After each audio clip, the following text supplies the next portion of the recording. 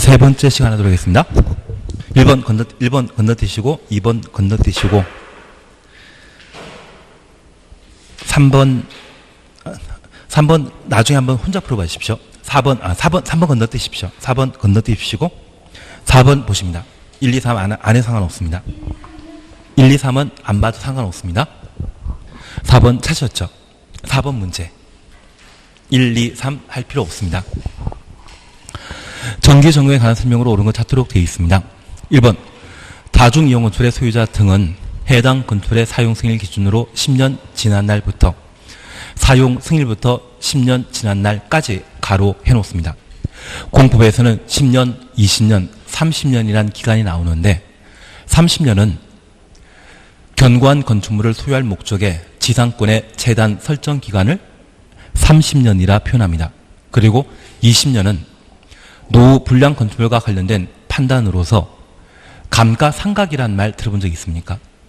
사용 승인 후 20년 지난 건축물은 건물 가치가 0이 되어버립니다. 그리고 10년은 하자 담보 책임과 관계된 기간입니다.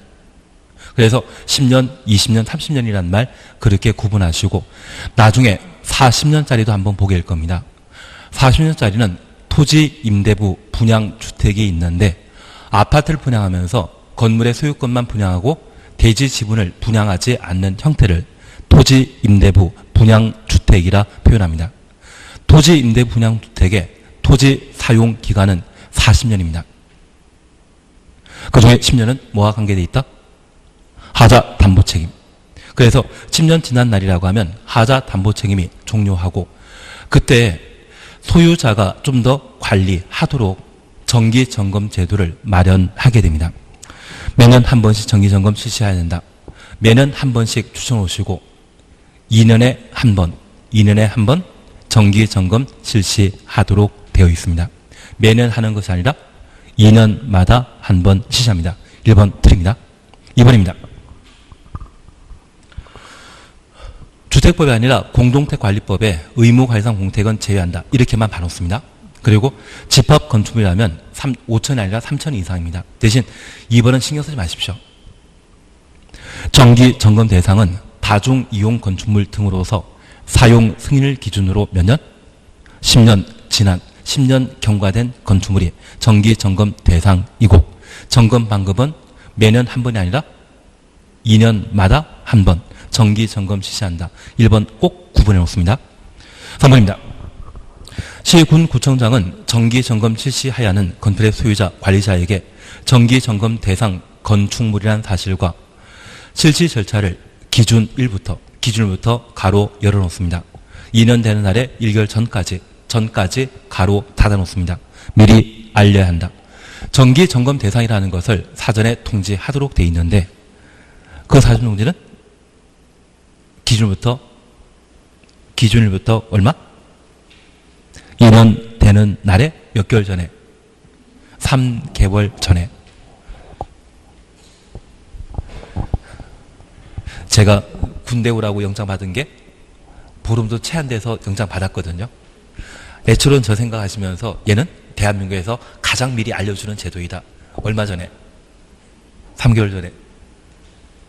자제분들도 나중에 한 달 전에 받습니다. 그거 생각하시면서 3개월 전에 사전에 통지해 준다. 아주 특이한 제도라는 것 하나 구분해 놓는 겁니다. 그리고 4번입니다. 시군구청장 정기점검 결과 위법 사항 없고 우수하다 인정되는 건축물에 대해서는 정기점검을 다음 한 차례 한정하여 면제할 수 있다. 4번 당연한 이야기입니다. 그리고 5번입니다. 건축의 소유자 등은 점검 마친 날부터 15일이 아니라 30일 이내 결과 보고하도록 되어 있습니다. 예, 그러면 우리 잠깐 확인해 줄 게 있습니다. 답은 4번이 맞는데 그건 크게 신경 쓰지 마시고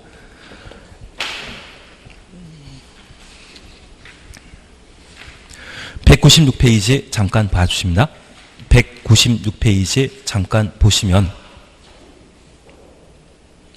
표 밑에 양가로 1, 2, 3 해서 철거신고, 멸신고 찾으셨죠?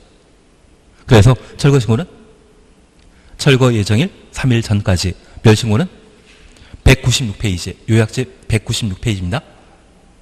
196페이지 보시면 멸실 신고는 멸실 후 30일 이내 한다. 그리고 착공 신고란 말이 있는데 양권 3번 착공 신고와 관련되어서는 밑에서 5번째 줄에 허가권자는 착공 신고 받은 날부터 며칠? 3일 동그래 놓습니다. 3일 내에 신고 수리 여부를 한 줄 밑에 신고인에게 통지하여야 한다. 그래서 작년 개정 사항으로 건축 신고하면 신고한 날부터 5일 내 수리 여부 통지하도록 되어 있고 착공 신고하면 3일 이내 수리 여부 통지하도록 되어 있습니다. 확인만 해놓습니다. 그리고 사용 승인을 보시는데 204페이지입니다. 204페이지까지 넘어가십니다. 204페이지 보시게 되면 2번 사용 승인 신청에 대한 조치 찾으셨죠. 건축 허가 등을 받은 건물에 공사 완료되게 되면 해당 건물을 사용하기 위해 건축주는 사용 승인 신청하도록 되어 있습니다. 그 신청이 있을 날부터 며칠? 7일 동그래 놓습니다. 하나, 둘, 셋, 넷, 다섯. 사용 승인 위한 금사 실시 하나, 둘, 셋, 네 번째 보시면 금사에 합격한 건축물에 대해서는 사용 승인서 내줘야 된다. 그래서 사용 승인서 발급 기간은 며칠? 7일. 건축 신고는 5일 내 수리 여부 통지하도록 되어 있고 착공 신고하면 며칠? 3일 내 수리 여부 통지하며 사용 승인 신청하면 며칠? 7일 내에 사용 승인서를 발급하도록 되어 있습니다.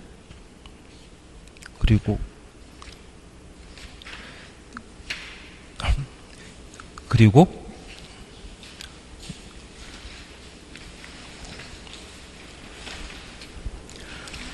그냥 제가 알아서 해도 상관없죠. 못 찾겠습니다. 저도. 예, 잠깐 이거 봐주십니다. 우리가 지금 건축 절차와 관련되어 1단계에 관한 절차로서 건축주가 건축허가 신청하게 되면 건축법령에 적합한 때 허가권자에게 건축허가 받을 수 있습니다.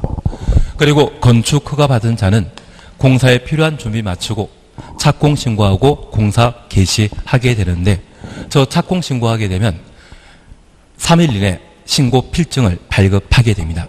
그리고 공사가 모두 완료되게 되면 사용 승인 받도록 되어 있고 이 사용 승인과 관련된 절차로서 지금까지 건축 공사를 했던 건축주가 허가권자에게 사용 승인 신청하게 됩니다. 하나 이해하실 것이 있습니다. 건축 공사 완료되게 되면 허가받은 대로 공사 이루어졌는지 가장 잘 알 수 있는 자는 누구이다? 허가권자. 그래서 건축허가권자가 사용 승인권자가 되게 됩니다. 이해되시겠습니까? 그러면 이런 건축허가 신청하게 되면 처리기간은 며칠? 7일 내에 현장 검사 실시하고 불합격하면 재시공 명령하며 합격하면 사용 승인서를 발급하게 됩니다. 그래서 우리나라에도 세종시의 모 땡 건설업체에서 철근 제대로 집어넣지 않고 건축공사 한 적이 있습니다. 우리 1970년대 와우 아파트 무너졌다는 이야기 들어본 적 있습니까? 태어나기 전이지만 그 와우 아파트에는 철근 60개 집어넣어야 될 기둥에 철근 5개 집어넣고 건축공사 한 적이 있습니다. 근데 우리보다 좀 심한 나라가 있습니다. 대만 같은 경우는 몇 년 전에 철근 집어넣을 자리에다가 페인트통 집어넣고 건축공사를 했는데 지진 한 번 발생하면서 건물 무너질 때 그 페인트통이 드러난 적이 있거든요. 그때 난리 난 적이 있습니다. 근데 그 대만보다 더한 나라가 중국입니다. 중국에서는 철근 집어넣지 않고 대나무를 집어넣습니다. 훌륭한 나라입니다. 대신 비파기 검사란 말 들어본 적 있으십니까? 파기하지 않고 외부에서 철근 제대로 집어넣는지 확인코자 하는 게 비파기 검사인데 페인터 총 집어넣으면 철 반응하거든요. 그래서 사용 승인을 무사히 받았다는 이야기를 하더라고요. 엉뚱한 이야기를 했습니다. 대신 지진 나면 전혀 견딜 수 없겠죠. 예, 그래서 저 7일 내에 검사 실시하고 합격한 건축물에 대해서는 사용 승인서를 발급하게 되며 저 사용 승인서가 발급되게 되면 그제야 해당 건축물에는 건축물 대장이 만들어지게 됩니다. 그런데 신축된 건물에 대한 재산권 행사하기 위해서는 우리 등기법 시간 때 공부하신 것으로 뭐 들고 와야지? 소유권 보존 등기 해준다? 대장. 그래서 이 대장 발급된 이후에 만들어지는 것이 등기가 되게 됩니다. 이후 매매 증서를 제출하게 되면 소유권 이전 등기하는 것이고 제초의 재산을 행사하기 위한 소유권 보존 등기하기 위해서는 뭐 필요하다? 대장. 대장은 누가 만들어준다? 시, 군, 구청장. 그래서 특별시장, 광역시장, 도의사는 대장 만드는 자가 아닙니다. 대장 만드는 자는 항상 누구만? 시, 군, 구청장만. 그리고 이 사용 승인 받은 때부터 저 건물이 멸실될 때까지를 유지 관리를 하는데 저 사용 승인 받은 때부터 멸실될 때까지는 공사한다 안 한다? 안 하는 겁니다. 그래서 허가 받은 때부터 사용 승인 받는 때까지는 공사 기간으로서 관할 관청은 허가권자인 반면 사용 승인 이후 해당 건물이 멸실될 때까지는 건축물 대장 작성하는 시, 군, 구청장이 관할 관청이 되게 됩니다. 그래서 사용 승인 이후부터는 특광 들어가는 거 아닙니다. 항상 누구만? 시, 군, 구청장. 그들이 건축물 대장을 작성하는 자라는 것 이해해 놓습니다. 그러면 이러한 유지 관리도 건축 법령에 따라 유지 관리하여 건축물이 안전하도록 하는데 특별히 건축 허가 받지 않고 옥탑방을 만들게 되면 그 옥탑방이 심한 바람에 날려갈 수 있습니다. 가까운 홍콩에서는 컨테이너가 태풍 불어서 바람에 날린 적이 있습니다. 그리고 지나가던 차를 몇 대 부딪혀서 인명피해 발생한 경우도 있었거든요. 그러면 건물과 일체된 구조가 아닌 옥탑방이라면 심한 바람 불었을 때 날아갈 수 있죠. 그래서 사용 승인 이후에도 안전하게 관리될 수 있도록 건축 법령에 따르도록 되어 있습니다. 특별히 건축물의 안전을 제고하고자 정기 점검이라는 것을 실시하게 되는데 이 정기 점검 대상은 하자 담보 책임이 만료되는 사용 승인 후 10년 지난 다중 이용 건축물이 정기 점검 대상이고 정기 점검하게 되면 허가권자가 하겠습니까? 소유자 관리자가 하겠습니까? 소유자 관리자가. 정기 점검 방법은 사용 승인 후 2년마다 한 번 정기 점검 실시하게 되는데 저 소유자는 건축 전문가가 아니기 때문에 정기 점검을 미리 통지하게 됩니다. 사용 승인 후 10년 경과된 날, 이날을 기준이라 하고 저 기준일부터 얼마? 2년 되는 날에 얼마? 3개월 전까지 정기 점검 대상이라는 것을 통지하게 됩니다. 정기 점검 실시하고 정기 점검 마쳤다고 하면 결과를 허가권자에게 시, 군, 구청장에게 보고하도록 되어 있는데 특별히 공법상 기간이 가장 빈번한 게 30일입니다. 내가 딱히 기억하지 못한다고 하면 그때는 처리기간 30일 나왔으면 맞는 지문으로 판단해 놓습니다. 그리고 이러한 건물을 유지 관리 도중에 해당 건물에 철거, 멸실되게 되면 그에 대해 신고하도록 되어 있는데 철거는 철거 예정일 몇 주 전? 3일 전에. 멸실은 멸실된 후 30일. 그러면 철거와 멸실은 3이라고 하는 돌림자를 사용하는 거 보니 한 형제이죠. 누가 형이겠습니까? 철거가. 그래서 철거 신고는 철거 예정일 3일 전에, 멸신고는 멸실된 후 30일 이내에 이루어진다. 그렇게 정리해 놓는 겁니다. 그리고 마지막으로 보시는 게 건축물 대장입니다. 대장은 누가 작성한다? 시, 군, 구청장이 작성한다. 사용 승인서가 발급된 건축물의 경우는 건축물 대장을 시, 군, 구청장이 작성하도록 되어 있습니다. 거기까지 보시는 게 유지 관리에 우리가 볼 수 있는 문제가 되게 됩니다. 자주 시험에 나오는 것이 있다고 하면 철거신고, 멸거신고인데 여기 정기점검도 한 번은 나올 만하니 이 정도까지는 봐주셔야 됩니다. 대상은 사용 승인으로 10년 경과된 다중이용 건축물 등이 그 대상이라는 것 기억하시고 사전 통지는 기준일부터 2년 되는 날에 3개월 전에 미리 통지한다. 거기까지는 봐 놓습니다. 그러면 이런 내용 토대로 문제를 다시 한번 보십니다. 우리 268페이지에 1, 2, 3은 건너뛰기로 했습니다. 그리고 4번은 보기로 했었죠. 1번 다시 한번 보십니다.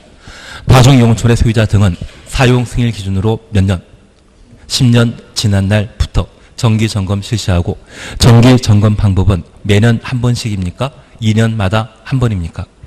2년마다 한 번. 매년이란 말 쓰는 것 아니다. 그거 잡아내는 게 필요합니다. 그리고 3번에 시군 구청장은 정기점검 실시해야 하는 건물의 소유자 등에게 정기점검 대상 건물의 사실과 정기점검 실시일차를 기준 1부터 몇 년? 2년 되는 날에 몇 개월? 3개월 전에. 문제에서는 1개월 전이라 해서 틀리게 나왔는데 얘를 제대로 확인해 주셔야 되는 겁니다. 그리고 5번은 보고에 관한 사항으로 30일 내 보고한다. 그렇게 확인해 놓습니다. 다음 페이지에 5번 보십니다. 건축물 철거 등에 관한 설명 틀린 것 찾도록 되어 있습니다. 1번 건물의 소유자 등은 특별시장, 광역시장, 시장 군수에게 신고하여야 한다. 맞다, 틀리다. 시군 구청장이지 특광 시장 군수 이다 아니다? 아닌 것 확실하신 겁니다. 우리가 하나 이해하실 것은 이렇게 철거 신고하게 되면 해당 건축물 대장에 철거에 관한 사항을 반영해야 됩니다. 그러면 건축물 대장을 현재 관장하고 있는 자는 누구? 특시, 특도, 시, 군, 구청장. 특별시장과 광역시장은 대장 작성하는 자이다 아니다? 지금 우리 다시 하나 보십니다. 건축 허가 받은 때부터 사용 승인 받은 때까지는 관할 관청은 누구? 허가권자이지만 사용 승인 받은 건축물의 경우는 반드시 건축물 대장을 작성하도록 되어 있습니다. 우리가 등기법 시간에 소유권 보전 등기하기 위해서는 대장 필요하다 공부하셨죠. 그 대장은 어디에서 발급받을 수 있다? 시군구에서만 발급할 수 있지 대전 광역시장이 발급해 주는 거 아니지 않습니까? 그래서 이 건축물 대장에 유지 관리에 관한 모든 사항이 반영돼야 되기 때문에 대장 관장하고 있는 시, 군, 구청장이 사용 승인 받은 때부터 언제까지?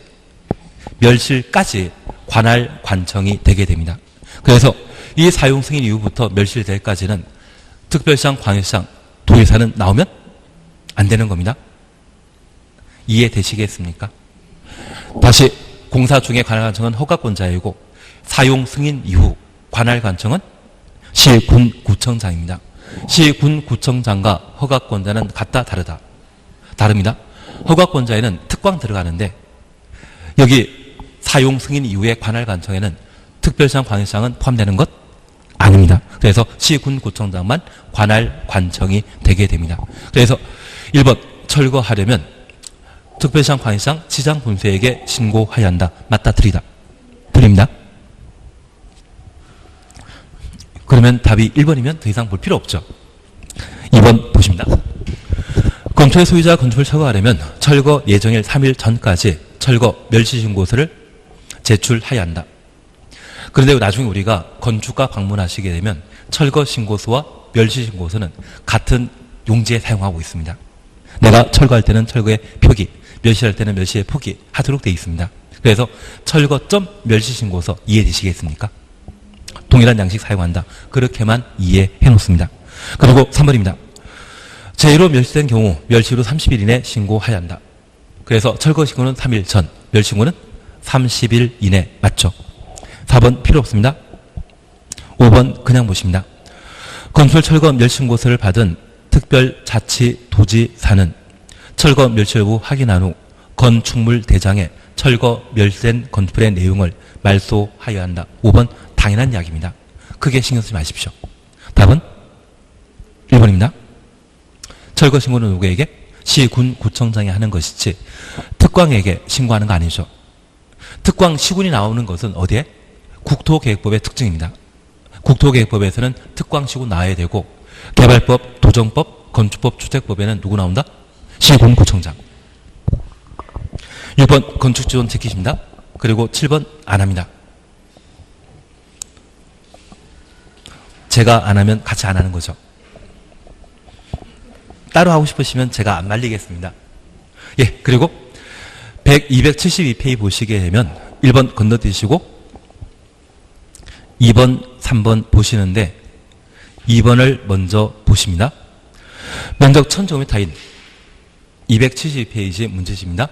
면적 1000제곱미터인 대지에 건축물을 건축하는 경우 대지, 조경 등의 조치가 면제될 수 있는 건축물 아닌 것 찾도록 되어 있습니다. 1번 자연녹지지역. 자연녹지지역이면 나무 많다, 작다. 많다.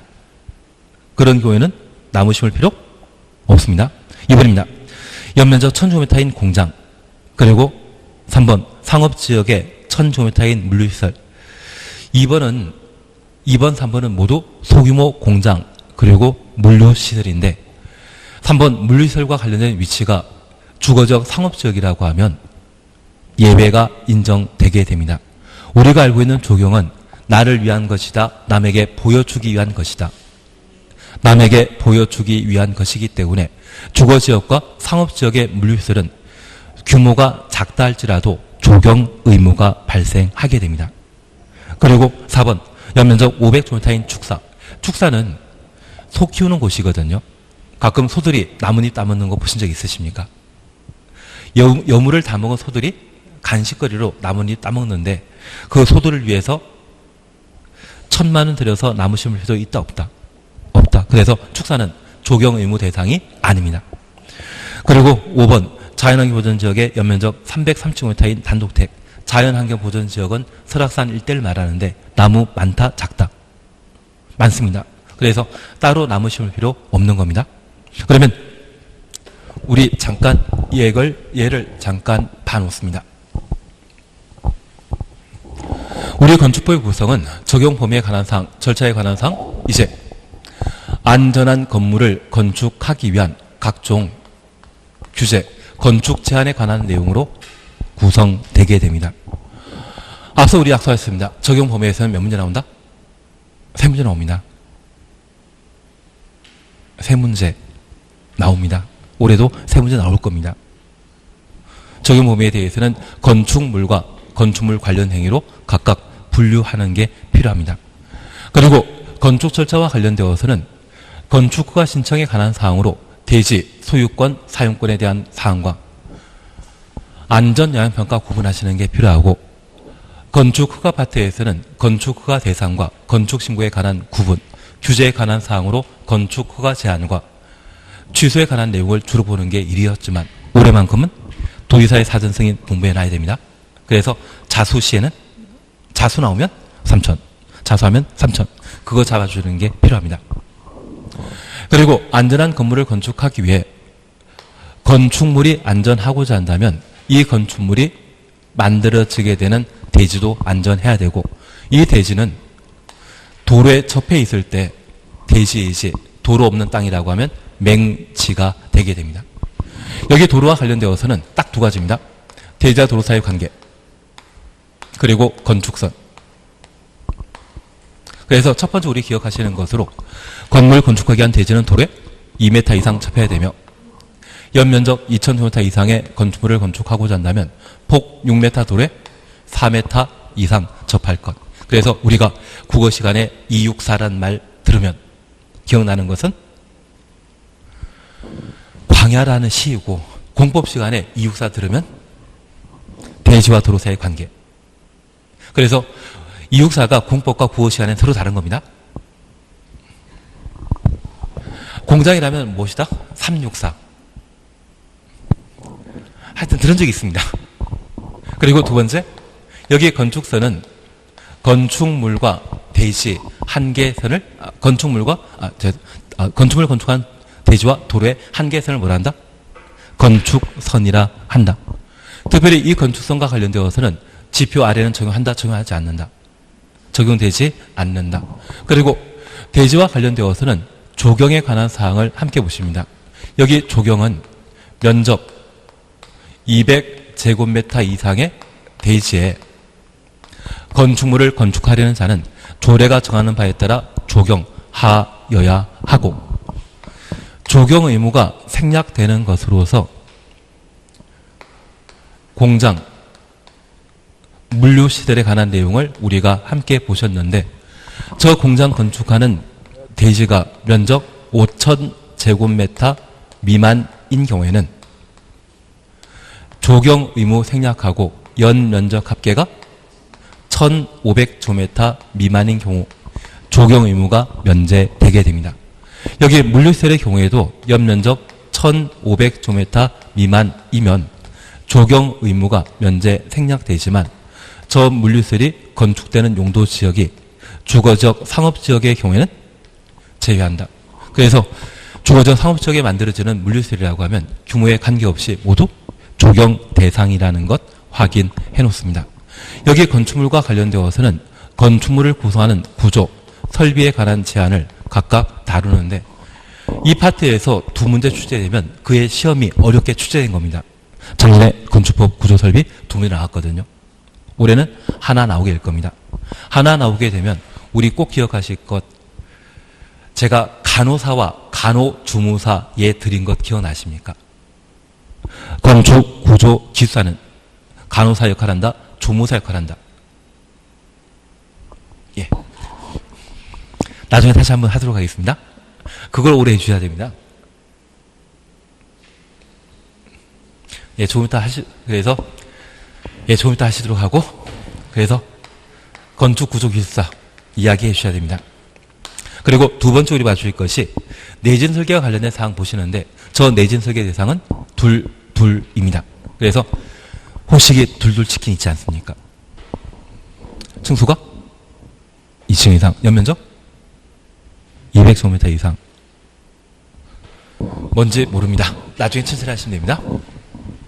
그래서 내진 설계에 관한 사항 한번 정리해 주시는 게 필요합니다. 그리고 세 번째 우리 봐주실 것이 요즘 층간 소음과 관련된 여러 가지 사회적 문제가 발생합니다. 그래서 소음 방지를 위한 경계벽과 바닥 설치에 관한 사항을 정리해 주시는 게 필요하고 작년에 개정되었던 승강기에 관한 내용을 각각 정리해 주셔야 됩니다.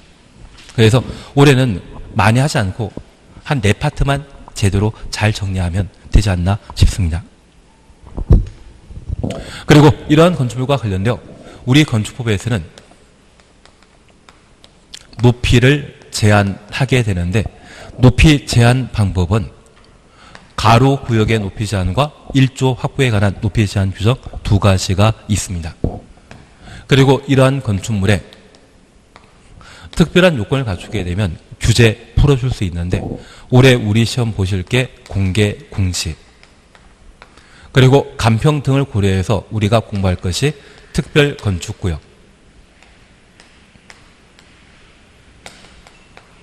그리고 제가 시간 남을 때 하는 건축협정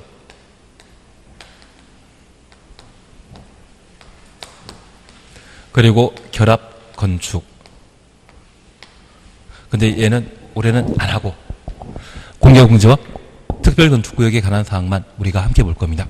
그리고 마지막으로 이러한 건축 제한은 모든 건축주가 준수해야 되는데 이를 위반하게 되면 철거 등의 지정명령 대상이고 그 지정명령에 불응한 때 이행강제금을 부과 징수하게 됩니다. 건축법이 1962년도에 제정되었는데 올해 이 법이 개정되었습니다.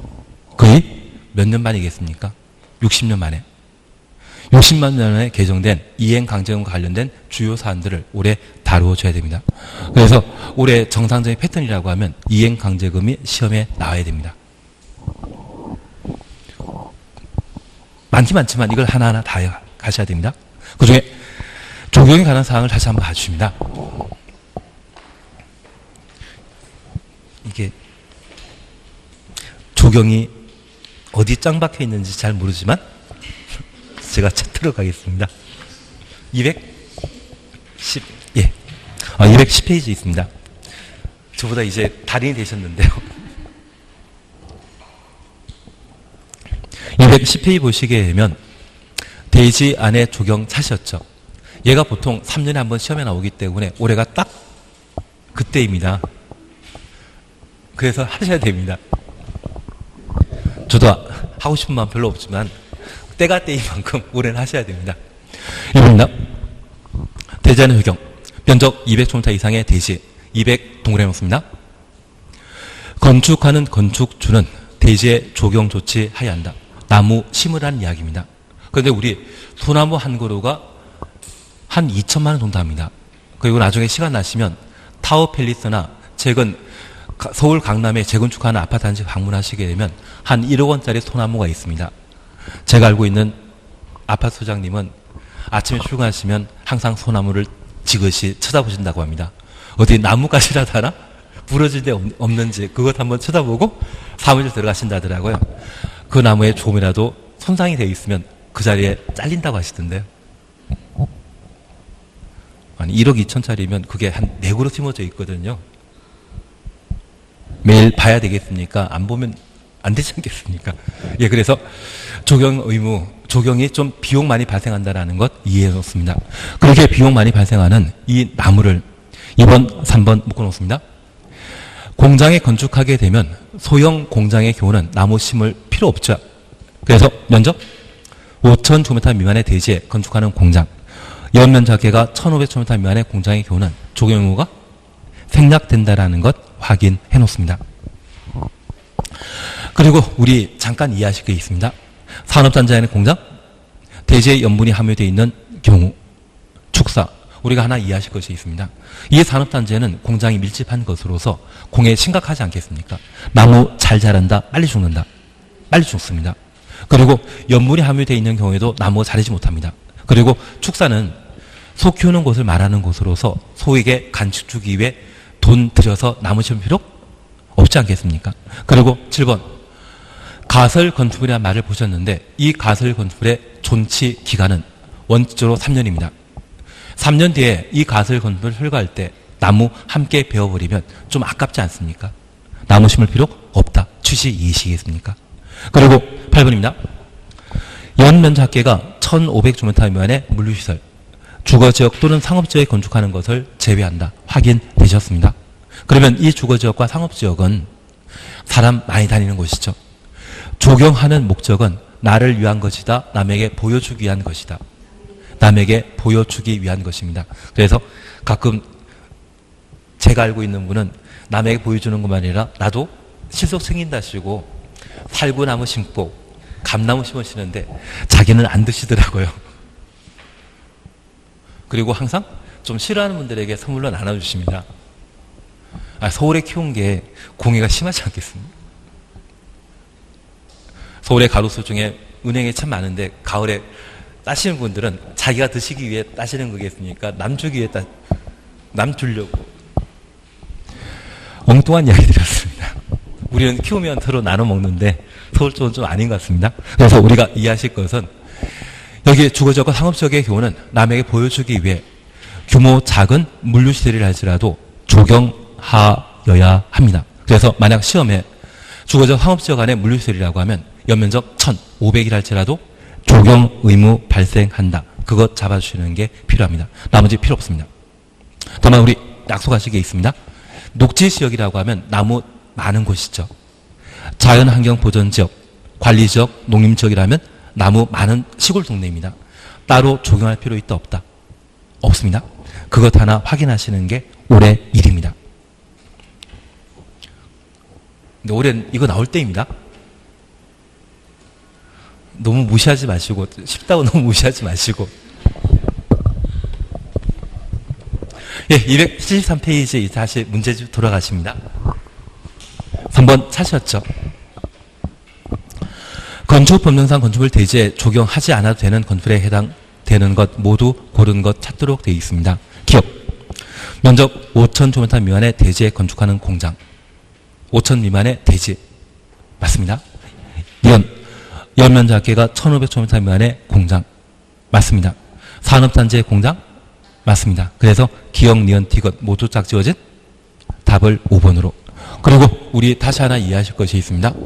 우리가 방금 확인하셨던 조경 의무는 면적 200제곱미터 이상의 대지에 건물 건축하는 자가 조경 조치를 해야 됩니다. 그래서 조경 대상은 면적 200제곱미터 이상이라는 말 기억해 주시고, 두 번째, 공장 창고와 관련되어서는 최근 기출문제 출제되었는데 우리 물류시설은 아직 안 나왔거든요. 저 물류시설과 관련되어 그 위치가 주거적, 상업지역의 경우는 연면적 1,500제곱미터 미만이라 할지라도 조경 의무 발생합니다. 그걸 꼭 한번 정리해 주시는 게 필요합니다. 나는 할 수 있으셔야 됩니다. 예. 시험에 나왔는데 틀리면 서로 마음 상하는 겁니다. 4번 지키십니다. 풀 필요 없습니다. 풀 필요 없습니다. 그리고 5번 나중에 시간 날 때 보시고 6번 나중에 시간 날 때 보시고 7번 나중에 시간 날 때 보십니다. 바로 8번 보십니다. 다음은 건축법령상 공개공지에 관한 설명으로 틀린 거 찾도록 되어 있습니다. 1번입니다. 준주거지역에서 종교시설로 사용하는 바다면적합 5,000제곱미터인 경우 일반에 사용할 수 있도록 공개공지 설치해야 한다. 1번 맞습니다. 하나 이해하실 것이 있습니다. 공개공지는 누구나 이용할 수 있는 공원 비슷한 공간입니다. 그래서 백화점이나 정부종합청사 방문하시게 되면 누구나 이용할 수 있는 공원이 있거든요. 그 공원을 뭐란다? 공개공지. 그리고 2번입니다. 공개공지 설치하는 경우 그 설치 면적은 대지 면적의 10% 이하, 대지 면적부터 10% 이하까지 가로해 놓습니다. 범위에서 건축조례로 정한다. 그래서 공개공지 면적은 대지 면적의 10% 이하라는 것 확인해 놓습니다. 3번 공개공지 설치하는 경우 대지의 조경 면적은 다르게 설치해야 한다. 대지에 조경 설치하게 되면 그 자체를 공개공지 설치한 것으로 인정합니다. 그래서 공개공지와 대지는 동가입니다. 동등한 가치를 가지고 있는 것으로 파악해 놓습니다. 그리고 4번 설치하는 공개공지 면적에는 물건 쌓아놓거나 출입을 차단하여서는 아니 되며 연간 60일 범위 내 판매는 빼버리시고요. 판매는 빼버리시고 사용할 수 있다. 사용할 수 있다라고 해주십시오. 연간 60일 범위 내 사용할 수 있다라고 해놓습니다.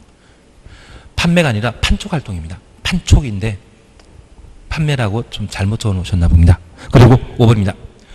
공개공지 설치한 경우 건폐율, 용적률, 높이 규정, 건폐율부터 높이까지 가로 해놓습니다. 완화 적용할 수 있다. 맞습니다. 그래서 답은 3번으로 나는 이걸 풀 수 있다? 없다? 있어야 됩니다.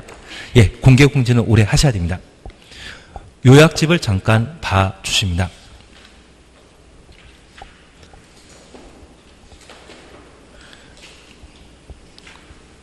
근데 공개공지는 208페이지입니다.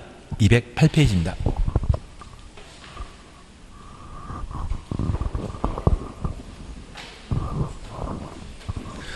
저 올해 열심히 할게. 건축제한 파트에서는 이 공개공지와 특별건축구에 관한 사항을 꼭 한번 정리해 주셔야 됩니다. 우선 208페이지 보시게 되면 공개공지 확보 대상 건축물 보니 바다면적합 5,000제곱미터 이상의 종업운 판문숙 나는 보인다 안 보인다? 탤런트 한문숙 기억하시면 앞으로 판문숙 그분의 직업은 종업원이라는 것도 한번 생각하시면서 바다면적합 5,000제곱미터 이상의 종업운 판문숙 공개공지 확보 대상이라는 것 확인하십니다. 그리고 친구 자제분 이름이 보이시죠? 일준이, 상준이. 일반 주거지역과 준주거지역, 상업지역과 준공업지역은 공개공지 확보 대상 지역이고 제가 추가 해석을 하고 부탁드린 게 있었습니다. 우리 교재에서는 시, 군, 구청장이 도시화 가능성이 크다고 인정한 지역 그리고 또 하나 노후산업단지 적어놨습니까? 노후산업단지 정비가 필요한 곳이라면 공개공지 확보 대상 지역이다. 그래서 208페이지 2번 공개공지 확보 대상 지역에 양가로 4번이 있죠. 맨 마지막 줄 208페이지 맨 마지막 줄 특시 특도 시, 군, 구청장이 도시화 가능성이 크다고 지정 공간 지역 그것 외 노후산업단지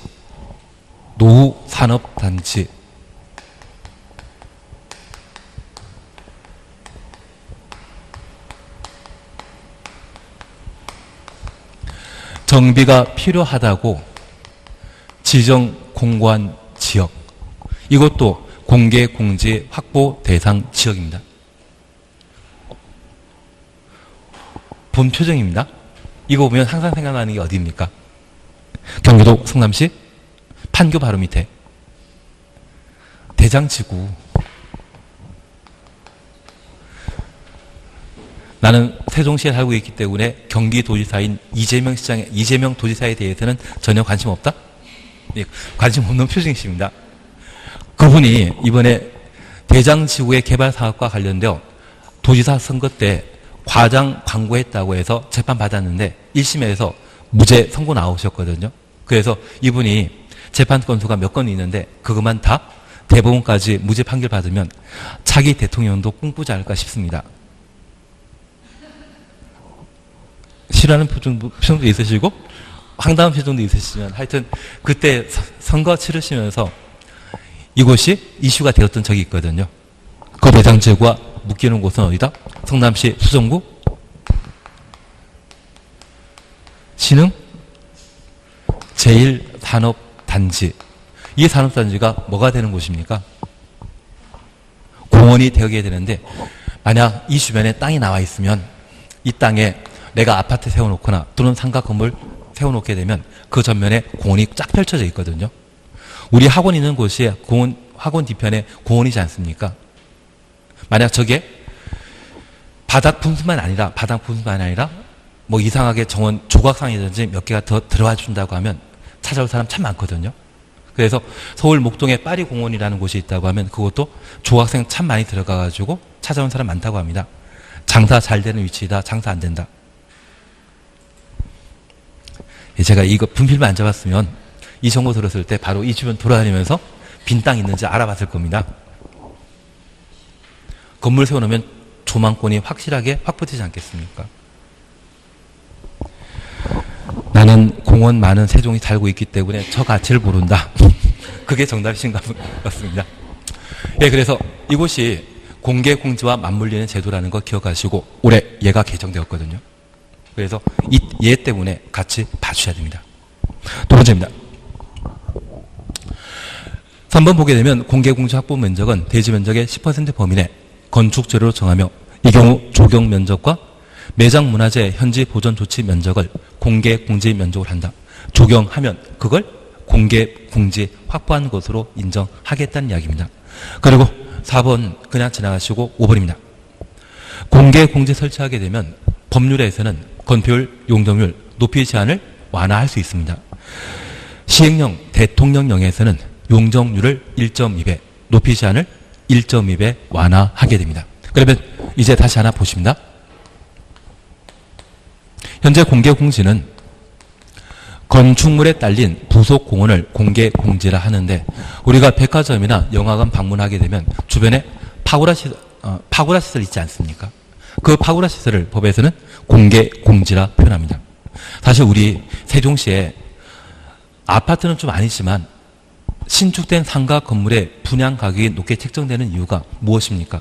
세종시가 기반시설 부담 구역으로서 세종시에 필요한 다양한 공원 설치 비용을 연면적 200평보다 초과하는 건물의 신축, 증축 시에 부과하고 있거든요. 그래서 세종시에 만들어지는 건물 가격이 저 기반시설 부담금을 워낙 많이 내다 보니 분양 가격이 높게 책정되어 있습니다. 그러면 이 공원을 나라에서 만들고자 한다고 하면 공원 설치 비용 많이 들죠. 그걸 건축주가 공개 공지 확보하게 되면 일정한 인센티브 제공하기 위해 마련한 제도가 바로 공개 공지입니다. 공개 공지는 건축에 딸려 있는 부속 공원이라는 것 이해되시겠습니까? 그러면 이런 공개 공지를 건축 법령에 따라 의무적으로 설치할 장소는 1준입니다. 일반 주거지역과 어디? 준주거지역. 그리고 상준입니다. 상업지역과 준공업지역.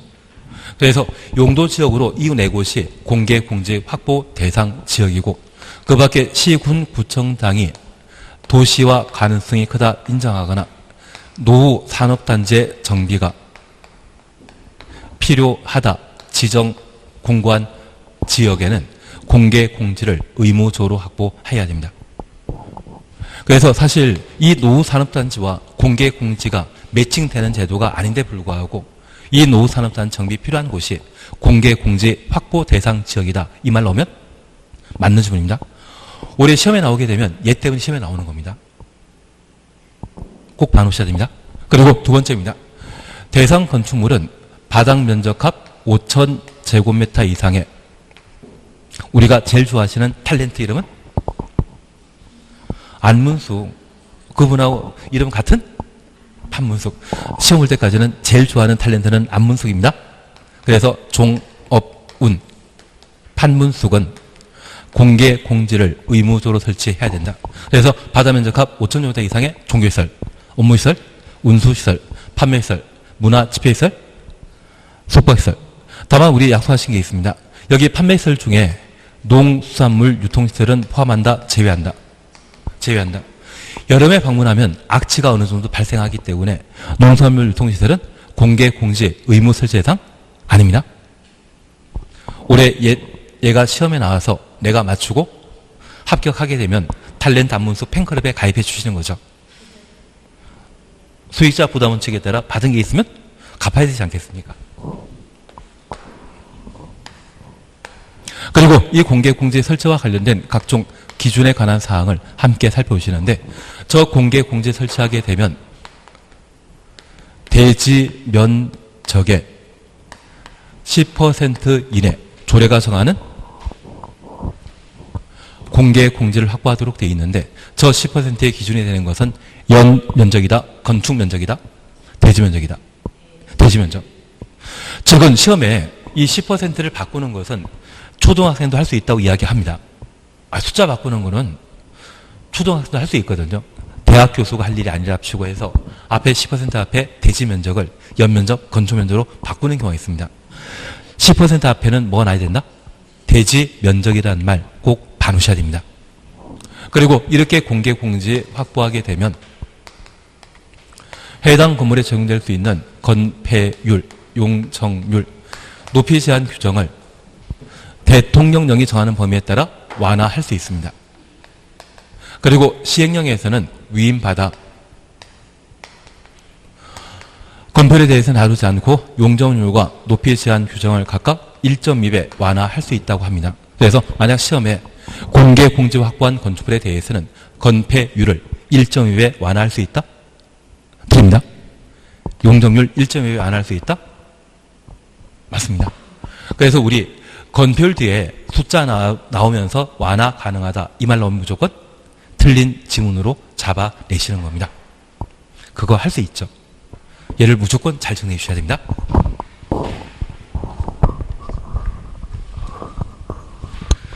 예, 그래서 8번 그렇게 한번 확인해 놓습니다. 9번 잘 모릅니다. 9번은 저보다 더 많은 지식을 쌓고 싶으시면 제가 말리진 않겠습니다. 대신 9번은 시험에 안 나올 것 같습니다. 10번, 11번 안 나옵니다. 그리고 278페이지 대지와 도로사의 관계 함께 봐주셔야 되는데 어느덧 쉴 때가 되었기 때문에 쉬었다 하십니다. 원래 오늘